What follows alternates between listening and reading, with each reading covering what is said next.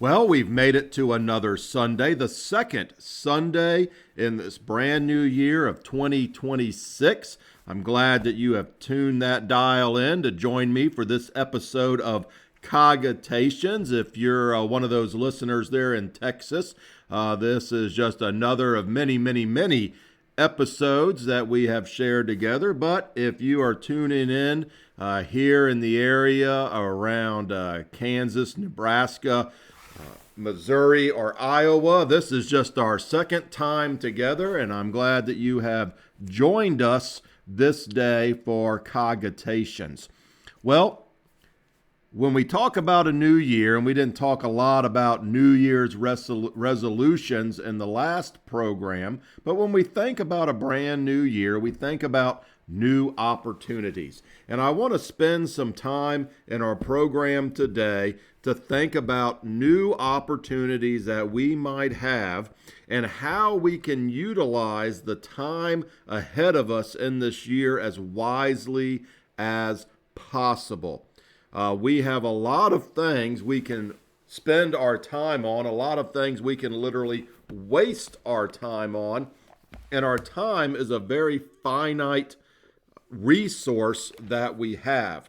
I tell people a lot of times, particularly in church leadership, that when the leadership of a congregation might ask me to speak on giving, I tell them, well, you're probably not going to get the lesson you're thinking about, because a lot of times when we think about giving, and we just left that season of giving behind us, which really shouldn't be set to a particular season, but we should be of the mindset, particularly as Christians, to be generous and giving and kind and helpful year round. But generally, when it comes to giving as a congregation of the church, we generally think about money. But money we can make more of, make less of.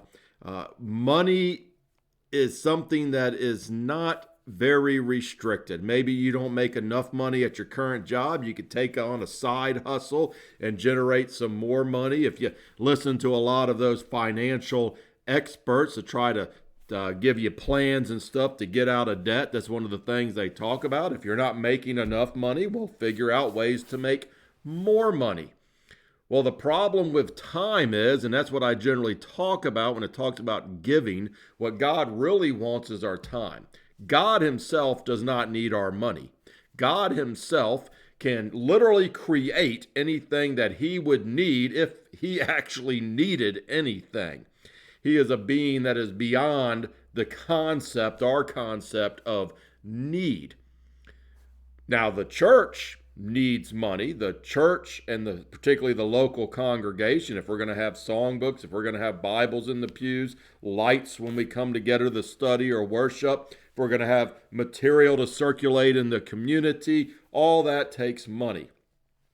It can also take time. The greatest gift that we have to give is our time. And the greatest investment that we have to make is those seconds that run on by each and every day. This program is 30 minutes long, and that 30 minutes evaporates quicker than I could ever imagine. Right now, we're hitting about 4 minutes together on Cogitations today, and that 4 minutes has just flown by. Time we cannot get any more of, and I'm just going to break it down to one day. We have 24 hours in the day. Nobody on the entire planet has more than the 24 hours, and there's no way for us to get more than 24 hours. Now, how are we going to use that time? Well, we can break it down further. Let's just take an average day of the week, right there in the middle of the week. I know weekends can tend to be a little different, but a day right out of the middle of the work week. Well, most people sleep anywhere from 6 to 8 hours. We'll throw it in the middle there and say 7 hours. Well, my 24 hours have now just dropped to 17 hours. Take away time for preparation for the day and getting ready for the day, we'll just put that at an hour. I know that might be a lot more than some people need, and that might not be enough for other people. But that 17 hours just became 16 hours. And now those 16 hours, well, if you're working a regular 9 to 5 job, well, 8 of them hours, if you're doing a 40-hour work week on 5 hours a week, which a lot of people do more, that 16 just got cut in half, and now you only have 8 hours. But in that 8 hours, you need to eat. And so if you're eating breakfast, lunch, and dinner, we'll just round that to 2 hours of eating. You're now down to 6 hours of the day that you have that you can spend.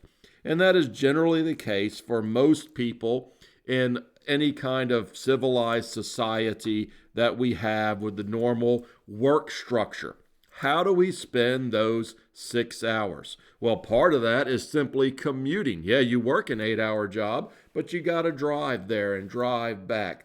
So in that day, let's just round it up to an hour that we waste driving around, whether we're driving to the grocery store, driving to work, wherever it might be that we have to drive back and forth to. Me, myself, the church down here in Sabetha, Kansas, that I preach at, well, I live in Auburn, Nebraska. It's about a 35 to 40 minute drive. It's like 36 miles. So I'm hitting about a 40-minute drive, and that's one way. So I'm spending like an hour and a half to 2 hours driving every day that I come down here. And a lot of time gets wasted in this kind of way, but that leaves us with 5 hours. Now, let's be honest. How many of us waste those 5 hours? How can we take that puny little 5 hours out of our 24-hour day and put it to good work? Well, people out there in the world, and these are not necessarily bad things, might say, well, you need to broaden your education, right? Take an online course, maybe study some. There's a lot of free things even you can learn.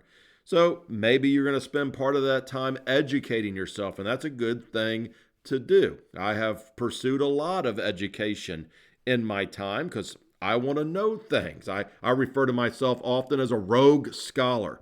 I have absorbed a lot of information over my years, and I constantly am seeking more and more information because there's a lot of things that go into our understanding of the scriptures. Yes, we got to open the Bible, look at the Bible, study the Bible, but we also need to consider the history that surrounds the events of the Bible. So you need to delve in the history.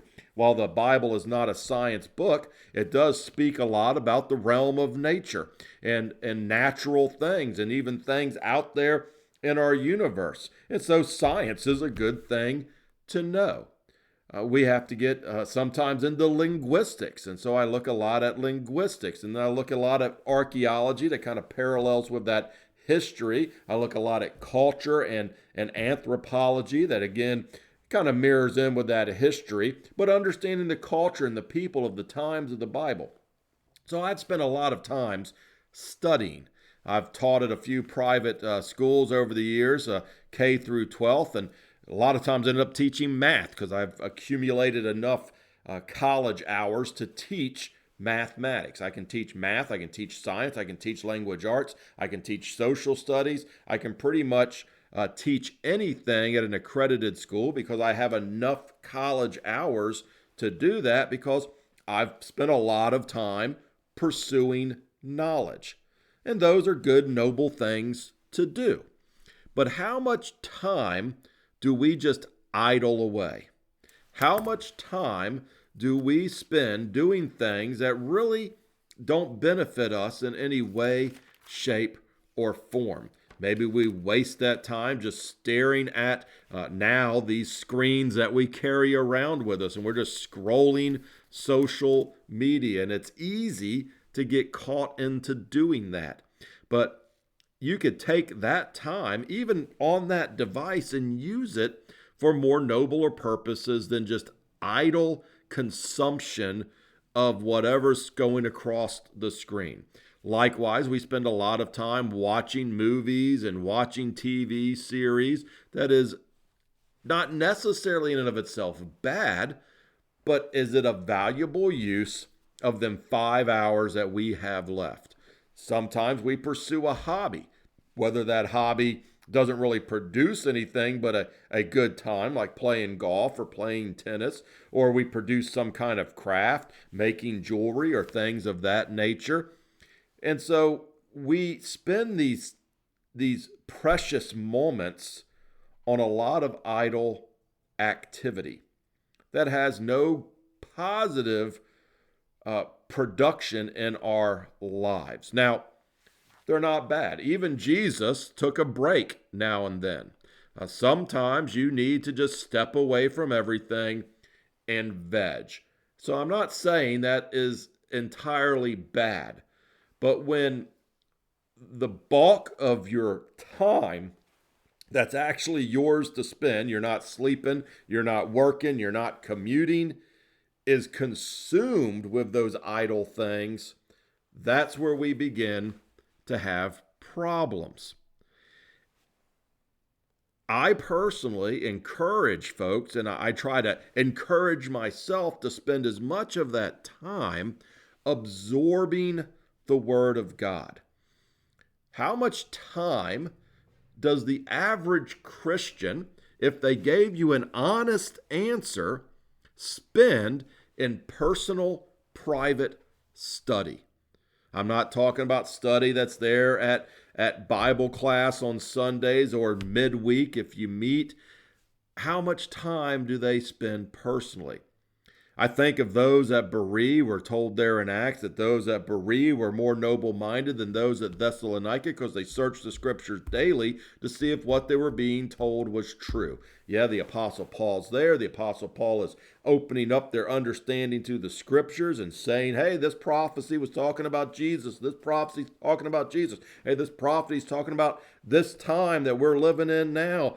And so those people were taking what he was saying and then spending their time, their personal time, to digest those scriptures, to search those things out and make sure it's true. And that's something we need to do today as Christians.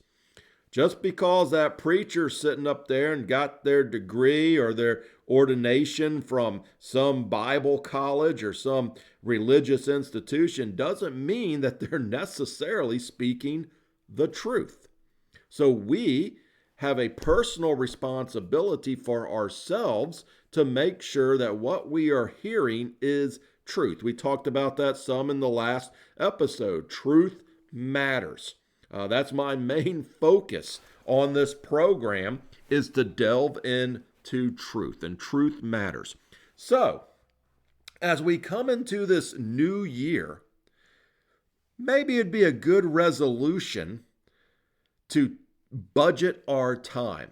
You know, if we're smart with our household, we budget our money, and we want to make sure that every dollar counts in our budget. And yeah, we might have some free money that we use on idle things, and that's okay. You're allowed to treat yourself once in a while.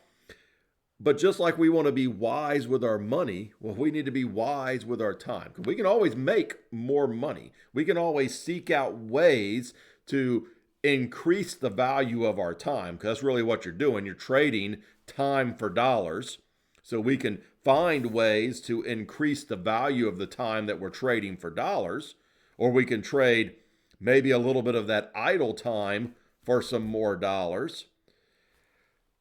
But we need to budget our time and to think about how we spend it. And it needs to be a conscious effort. A conscious effort to sit down and schedule out your 24-hour day. They're hard to find. I used to have a planner for a long time, and then I kind of moved to a different system for myself. But I had a planner for throughout most of the 1990s that I would get, that each day of the week went from midnight to midnight. And I literally had written on there my scheduled sleep time. I budgeted every part of my time. Now, I've gone to a different way of budgeting my time, at least on paper, but the concepts have remained the same.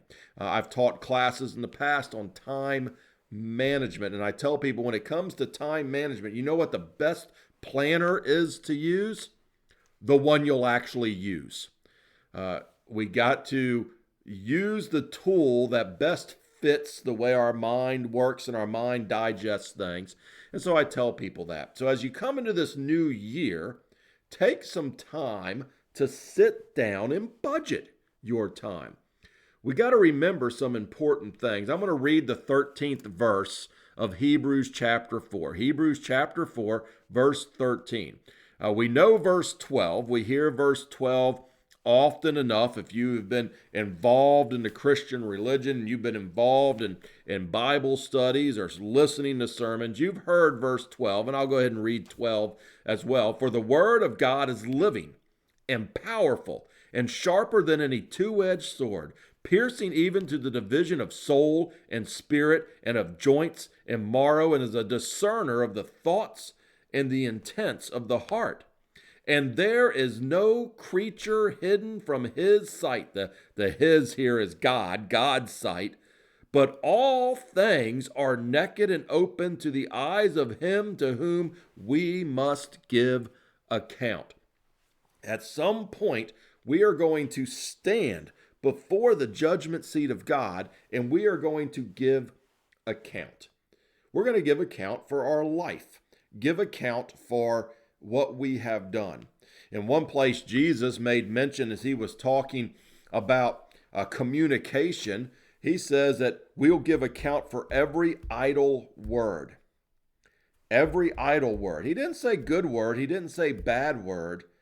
Every idle word. I don't know about you, but I can't remember everything I've ever said. An idle word is a word it's not good, it's not bad, but it serves no purpose. And just like we engage in a lot of conversations throughout our days that are idle, they don't really serve any meaningful purpose, we also do that with our time. And it's linked. That's time we spent in an idle conversation. That's why when I engage in conversations with people, I try to make them meaningful. I try to make them profitable. It's not always an easy task to do, but as I begin to engage somebody, I want to turn that conversation from just talking about the weather to talking about the God who created the world and the weather patterns in which we are observing. Because that's a far better use of my time. And there's a lot of ways to do that. So how do we engage our time? We're going to give account for how we have spent our time. And so we need to take the time to look at our time so that we can use our time as wisely as possible, because we don't want to be caught at the end having wasted our time. And when we talk about that kind of concept, I can't help but think about the book of Ecclesiastes. That's back there in the Old Testament. If you want to turn back there, I'm going to look at a couple of parts of Ecclesiastes here so we can maybe wrap our minds around a little bit of what Solomon was hoping to achieve in writing this, for the lack of a better word, dissertation on our lives.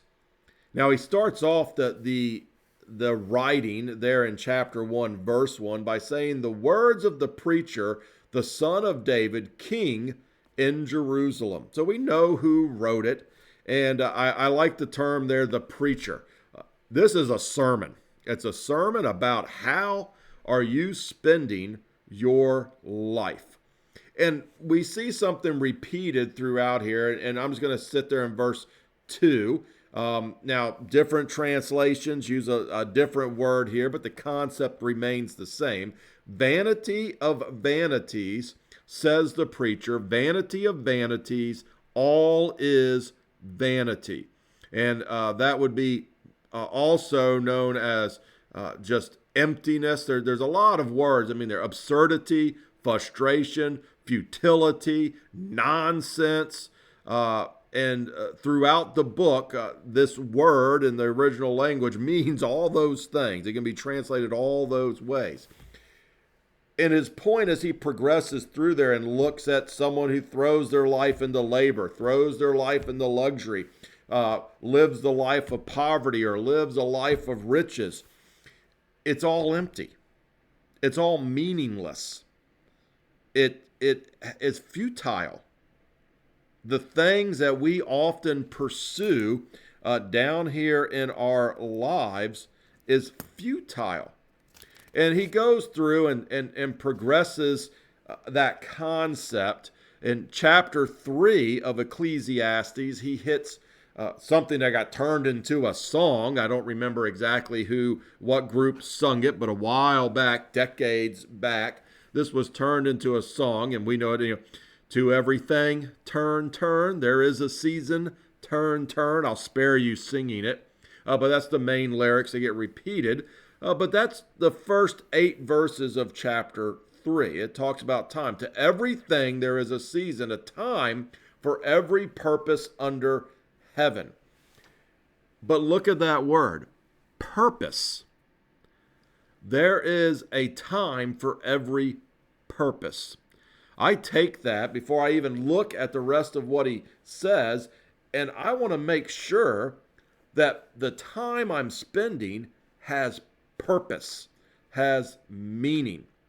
And he goes on, a time to be born and a time to die, a time to plant and a time to pluck what is planted, a time to kill and a time to heal, a time to break down and a time to build up, a time to weep and a time to laugh, a time to mourn and a time to dance, a time to cast away stones and a time to gather stones, a time to embrace and a time to refrain from embracing, a time to gain and a time to lose, a time to keep and a time to throw away, a time to tear and a time to sow, a time to keep silent and a time to speak, a time to love and a time to hate, a time of war and a time of peace. Our time needs to have purpose, but this being part of the wisdom literature also tells us that we need to be wise in the moment. Right now, in this moment, what is the best way I can spend my time? And so he keeps talking about this concept of time, and now I'm going to fast forward to the end where he sums everything up. Right after he talks about remembering your Creator, because a time's going to come when you're going to cease to exist and you're going to be standing before that Creator. He sums this up with very similar to what we read there in Hebrews chapter 4, here in Ecclesiastes chapter 12, 13 and 14. Let us hear the conclusion of the whole matter. So after Solomon has spent his time looking at life and all the vain pursuits that we could spend our time on, he closes it out by saying, fear God and keep his commandments, for this is man's all. Some translators say this is the whole duty of man. We need to fear God and keep his commandments, but in order to do that, we need to know his will. And that's why spending time with his word is always valuable.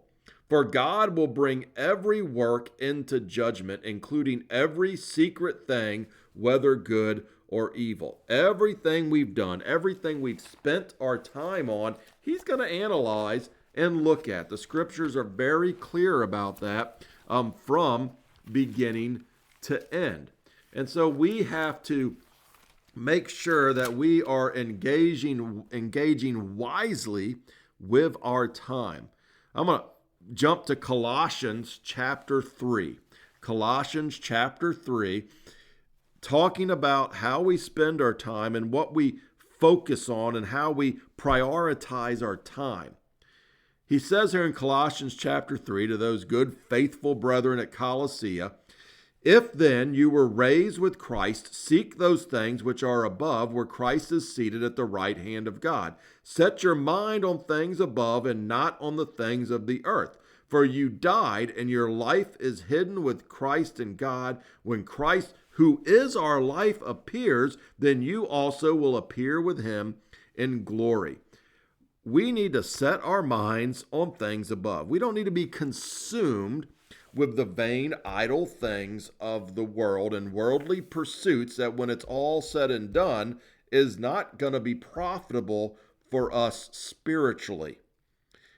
And so our focus needs to be on the things above. And I like the beginning of verse 4 here. When Christ, who is our life, Christ should be our life. The 12th chapter of Romans, of verse 1 there, tells us that we are to be living sacrifices. That is our reasonable act of service to God, to live a life of sacrifice, sacrificing time to do positive, good things that God would will for us to do, and not waste our time on idle things. I want to close out. We got just a few minutes left. Our time has evaporated, and I want to look over at the 19th Psalm, and I think this would be a good place to close out and really think about what we desire to spend our time on, what we desire to spend our time on.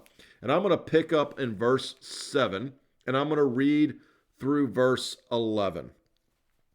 The law of the Lord is perfect, converting the soul. The testimony of the Lord is sure, making wise the simple. The statutes of the Lord are right, rejoicing the heart. The commandment of the Lord is pure, enlightening the eyes. The fear of the Lord is clean, enduring forever. The judgment of the Lord are true and righteous altogether. More to be desired are they than gold, yea, than much fine gold, sweeter also than honey and the honeycomb. Moreover, by them your servant is warned, and in keeping them there is great reward.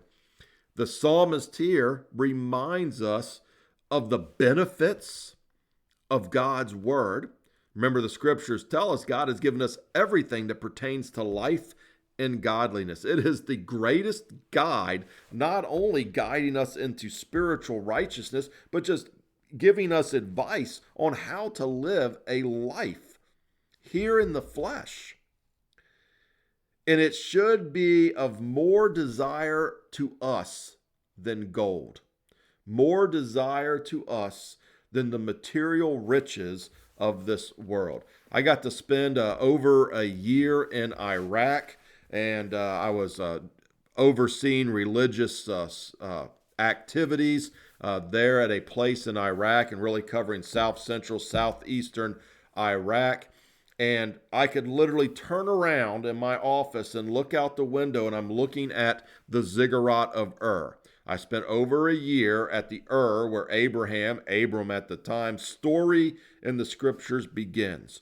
And I gave over 100 tours to people there. I had a background in biblical archaeology, so they gave me the extra hat. If you've ever served in the military, you know all about getting different hats to wear and different collateral duties to execute.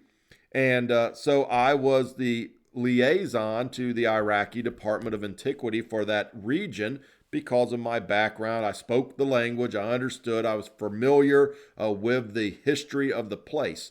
But part of those tours, we would take them to one of the tombs. It was actually the son of King Ernemer, which the town is named after, Ur.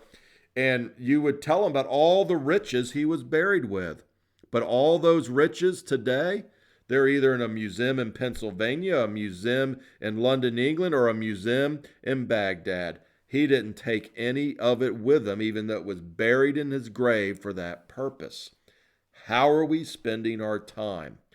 Take time before you get any further into this year and evaluate how you're going to spend that extra time you have each and every day. Make it valuable. Well, I hope that our time together in Cogitations has been valuable. I hope that this 30 minutes will always be something you schedule and budget the time for, and that it will continue to have value for you. I look forward to joining you next Sunday for another episode of Cogitations.